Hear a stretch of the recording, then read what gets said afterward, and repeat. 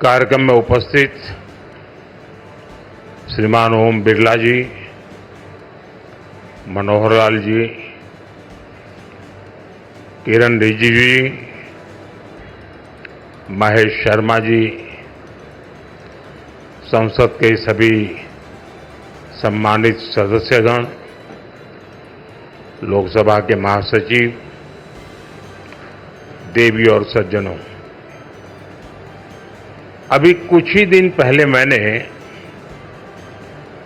कर्तव्य पथ पर कॉमन सेंट्रल सेक्रेटेरिएट यानी कर्तव्य भवन का लोकार्पण किया है और आज मुझे संसद में अपने सहयोगियों के लिए इस रेजिडेंशियल कॉम्प्लेक्स के उद्घाटन का अवसर मिला है। ये जो 4 टावर्स हैं, उनके नाम भी बहुत सुंदर है। कृष्णा, गोदावरी, कोसी, हुगली, भारत की 4 महान नदियां जो करोड़ों जनों को जीवन देती हैं, अब उनकी प्रेरणा से हमारे जनप्रतिनिधियों के जीवन में भी आनंद की नई धारा बहेगी। कुछ लोगों को परेशानी भी होगी। कोसी नदी देख रखा है नाम, तो उनको कोसी नदी नहीं दिखेगी, उनको बिहार का चुनाव नजर आएगा।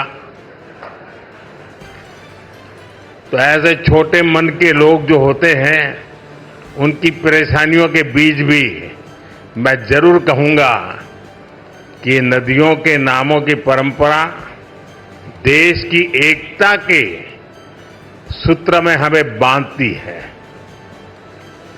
दिल्ली में हमारे सांसदों का ईज ऑफ लिविंग बढ़े,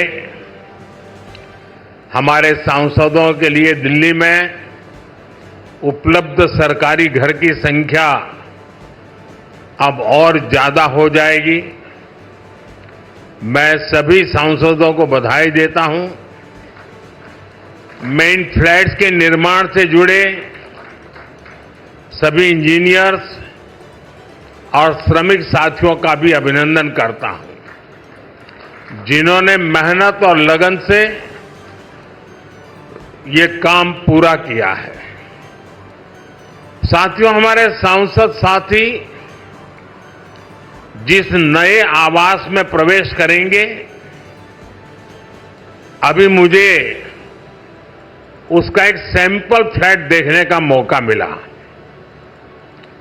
मुझे पुराने सांसद आवासों को देखने का भी मौका मिलता ही रहा है।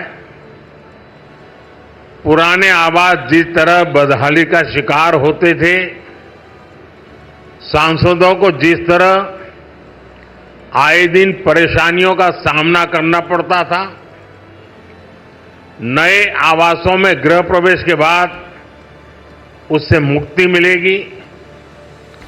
सांसद साथी अपनी समस्याओं से मुक्त रहेंगे तो वो अपना समय और अपनी ऊर्जा और बेहतर तरीके से जनता की समस्याओं के समाधान में लगा पाएंगे। साथियों, आप सभी जानते हैं, दिल्ली में पहली बार जीतकर आए सांसदों को घर अलॉट करवाने में कितनी कठिनाई आती थी। नए भवनों से ये परेशानी भी दूर होगी। एक मल्टी स्टोरी बिल्डिंग्स में 180 से ज्यादा सांसद एक साथ रहेंगे। साथ ही इन नए आवासों का एक बड़ा आर्थिक पक्ष भी है। अभी कर्तव्य भवन के लोकार्पण पर ही मैंने बताया था, अनेक मंत्रालय जिन किराए की बिल्डिंग में चल रहे थे, उनका किराया ही करीब 1,500 करोड़ रुपए साल भर होता था। ये देश के पैसे की सीधी बर्बादी थी। इसी तरह पर्याप्त सांसद आवास न होने की वजह से भी सरकारी खर्च बढ़ता था। आप कल्पना कर सकते हैं, सांसद आवास की कमी होने के बावजूद 2004 से लेकर 2014 तक लोकसभा सांसदों के लिए एक भी नए आवास का निर्माण नहीं हुआ था। इसलिए 2014 के बाद हमने इस काम को एक अभियान की तरह लिया। 2014 से अब तक इन फ्लैट्स को मिलाकर करीब 350 सांसद आवास बनाए गए हैं। यानी एक बार ये आवास बन गए तब जनता का भी पैसा बच रहा है। साथियों, 21वीं सदी का भारत जितना विकसित होने के लिए अधीर है, उतना ही संवेदनशील भी है। आज देश कर्तव्य पथ और कर्तव्य भवन का निर्माण करता है तो करोड़ों देशवासियों तक पाइप से पानी पहुंचाने का अपना कर्तव्य भी निभाता है। आज देश अपने सांसदों के लिए नए घर का इंतजार पूरा करता है तो पीएम आवास योजना के जरिए 4 करोड़ गरीबों का गृह प्रवेश भी करवाता है। आज देश संसद की नई इमारत बनाता है तो सैकड़ों नए मेडिकल कॉलेज भी बनाता है। इन सब का लाभ हर वर्ग, हर समाज को हो रहा है। साथियों, मुझे खुशी है कि नए सांसद आवासों में सस्टेनेबल डेवलपमेंट, इसका भी विशेष ध्यान रखा गया है। ये भी देश के प्रो एनवायरमेंट और प्रो फ्यूचर सेफ इनिशिएटिव का ही हिस्सा है। सोलर एनेबल इंफ्रास्ट्रक्चर से लेकर सोलर एनर्जी में देश के नए रिकॉर्ड्स तक देश लगातार सस्टेनेबल डेवलपमेंट के विजन को आगे बढ़ा रहा है। साथियों, आज मेरे आपसे कुछ आग्रह भी है।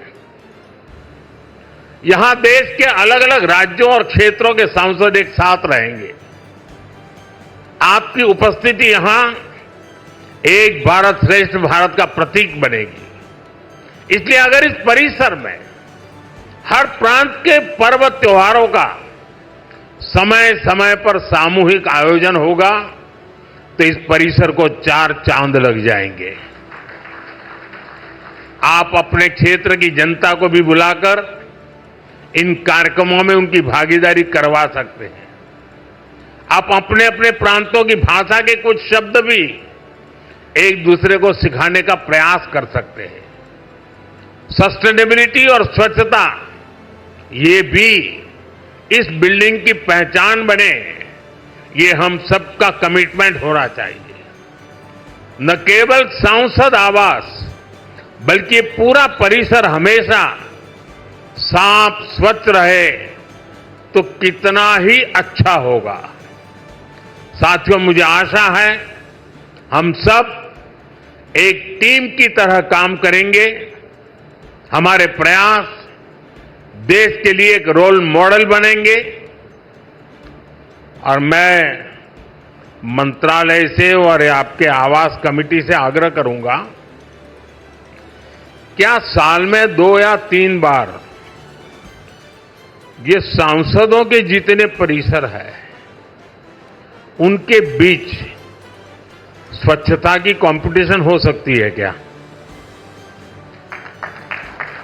और फिर घोषित किया जाए कि आज ये जो ब्लॉक था वो सबसे ज्यादा स्वच्छ पाया गया। हो सकता है 1 साल के बाद हम ये भी तय करें कि सबसे अच्छे वाला कौन सा और सबसे बुरे वाला कौन सा, दोनों घोषित करें। साथियों, मैं जब ये नवनिर्मित फ्लैट देखने गया तो मैं जब अंदर प्रवेश किया तो पहला मेरा कमेंट था, इतना ही है क्या? तो उन्होंने कहा नहीं साहब, ये तो शुरुआत है, अभी अंदर चलो आप। मैं हैरान था जी, मुझे नहीं लगता कि सारे कमरे आप भर पाएंगे।